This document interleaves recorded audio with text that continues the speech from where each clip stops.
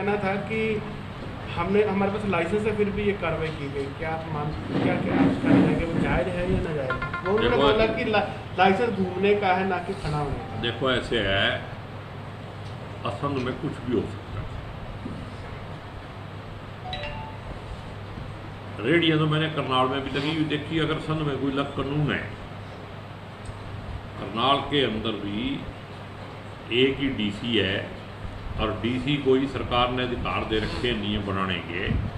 और मैंने देखा अभी वहाँ भी अलग अलग थोड़ी दूरी पे रेडियाँ लगी हुई हैं, अलग अलग फ्रूट की भी और सब्जी की।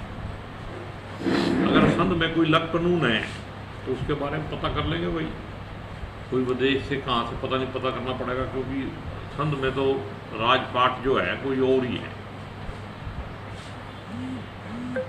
म्यूनसिपल कमेटी के सेक्रेटरी के पास तो इतना भी टाइम नहीं है कि वो हमारी चिट्ठी का जवाब दे दे। ठीक है, देना तो पड़ेगा ही, आज नहीं तो कल। रेडी ठाणे का टाइम इतवार वाले दिन पता नहीं कहाँ से आ गया उसके पास।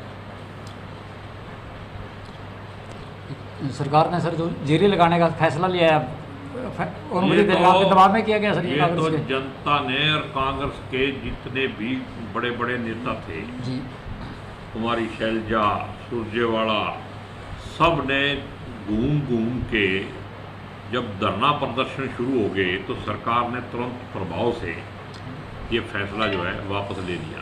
ये फैसला था ही गलत, बिना सोचे समझे किया गया फैसला था। और जब कोई आदमी बिना विचार किए, अरे आप खाओगे क्या?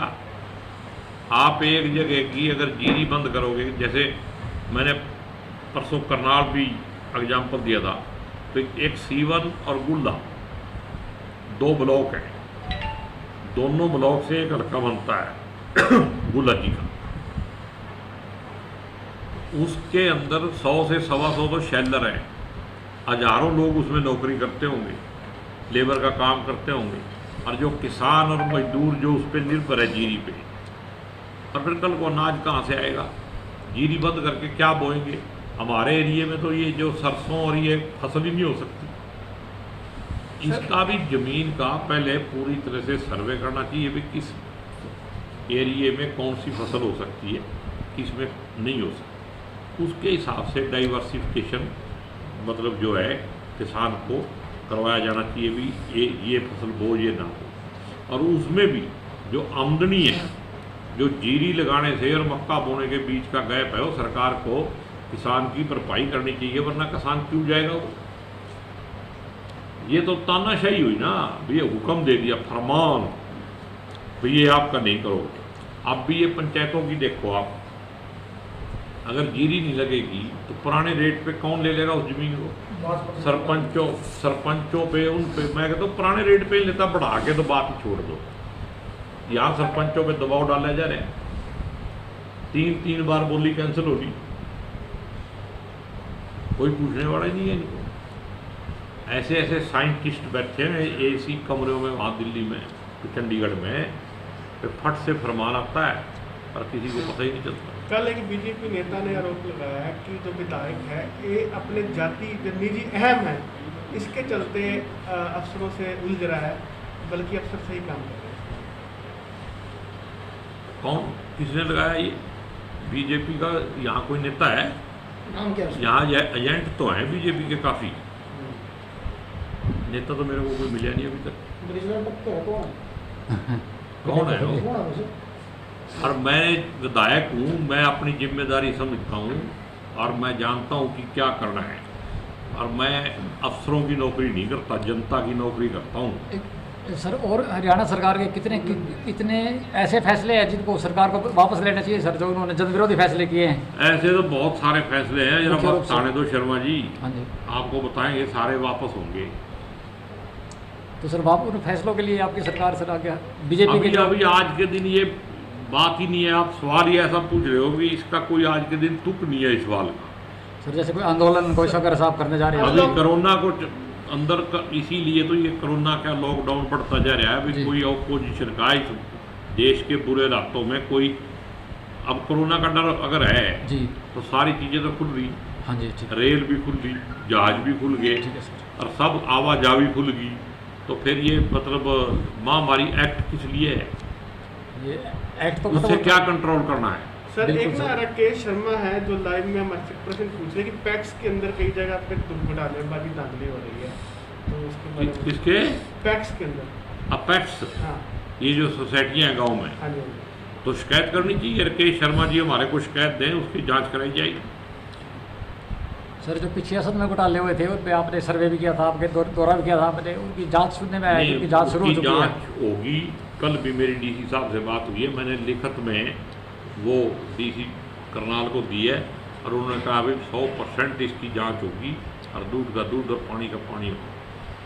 शहर के बीचों बीच एक अतिक्रमण के साथ ठेके खोला गया है, शराब का ठेका, जो जिसके बाद 4 स्कूल भी हैं, उसके बारे में क्या कहना चाहिए?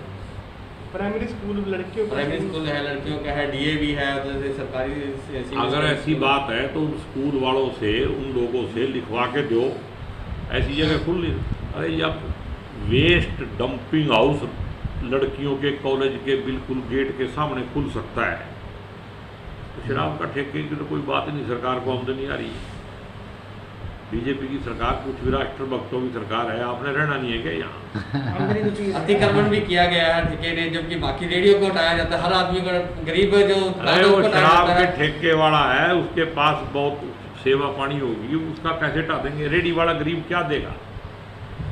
जिस दिन से ये लॉकडाउन शुरू हुआ है, 2 महीने से ज़्यादा हो गए, उस दिन से सबसे अगर ज़्यादा संद में कोई दुखी है तो रेडी वाले हैं, गरीब आदमी। उनकी मदद करने के लिए कोई प्रशासन का आदमी नहीं है, कोई प्रशासन के अंदर संवेदनशीलता उनके प्रति नहीं है, संवेदनहीनता मैं देखता आ रहा।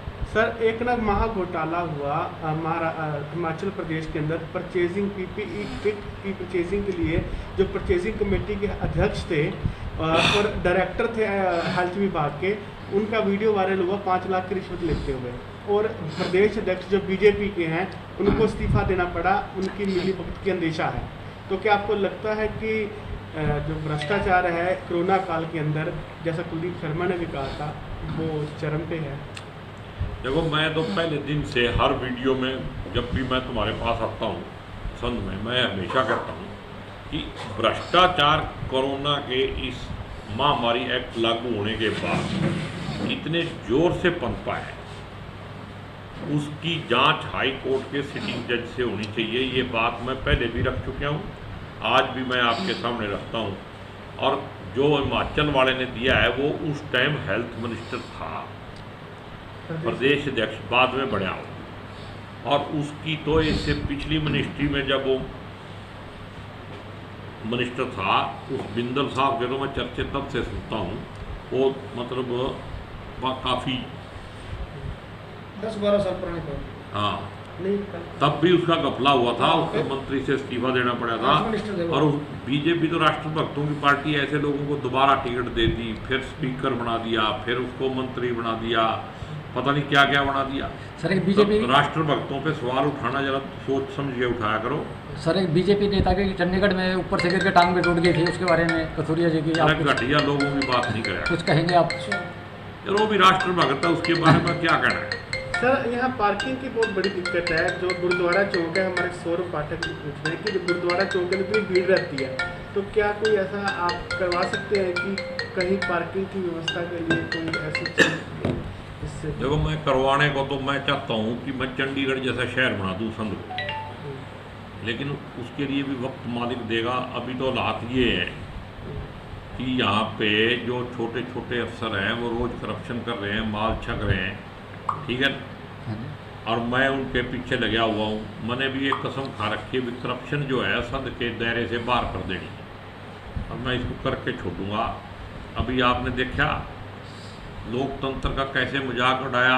असंध हल्के में एक नीसंग ब्लॉक में सिरसी गांव पड़ता है, देखा आपने? पत्थर किसी अखबार वाले को लिखने का टाइम ही नहीं है उसके लिए।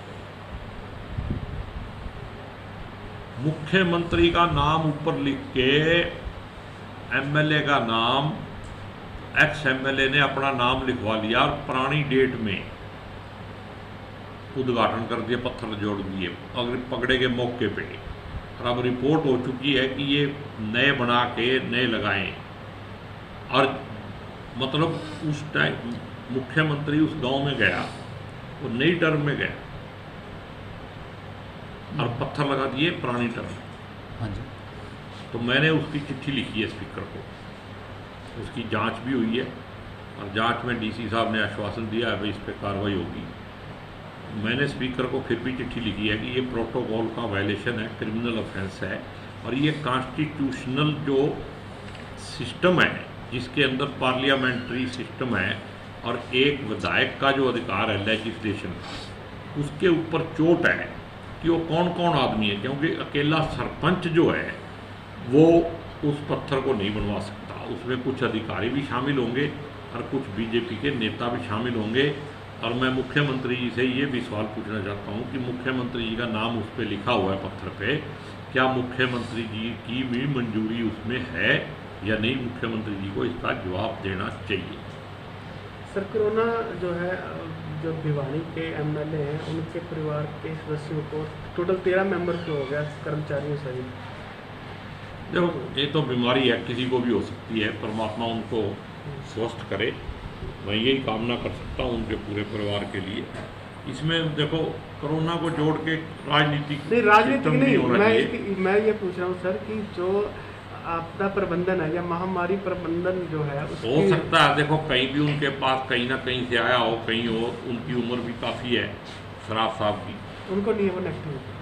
हाँ, वो नेगेटिव है, शराफ साहब नेगेटिव है, उनकी बेटी नेगेटिव है, बाकी वो। तो कोई ना कोई हो सकता है बाहर से उनके घर में आया हो, मेरे को पूरी बात का पता नहीं है, लेकिन मैं परमात्मा से यही करता हूँ कि सब स्वस्थ रहें, बढ़िया रहें। इसको भी आपको सीरियसली लेना चाहिए। मतलब लोकतंत्र ही खत्म कर दिया एक बोर्ड लगवाने के लिए।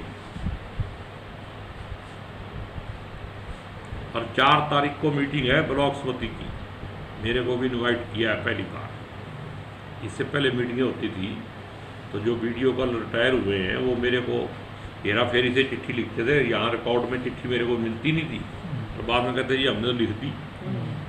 पहली बार मेरे को कल मेल आई है और मैंने उसमें कोई काम नहीं करना है, एक ही चीज़ सुनिश्चित करनी है कि जो इलेक्टेड मेंबर है ओरिजिनली, चाहे भाई है चाहे बहन है, जो भी है वही मीटिंग अटेंड करे। ये लोकतंत्र की पहली पीढ़ी है।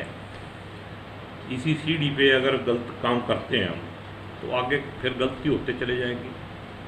अब कोई किसी की जगह प्रॉक्सी वार में आके हाजिरी नहीं लगवाएगा और आके लंबड़दारी नहीं करेगा। ये मैंने मैसेज वीडियो को कर दिया।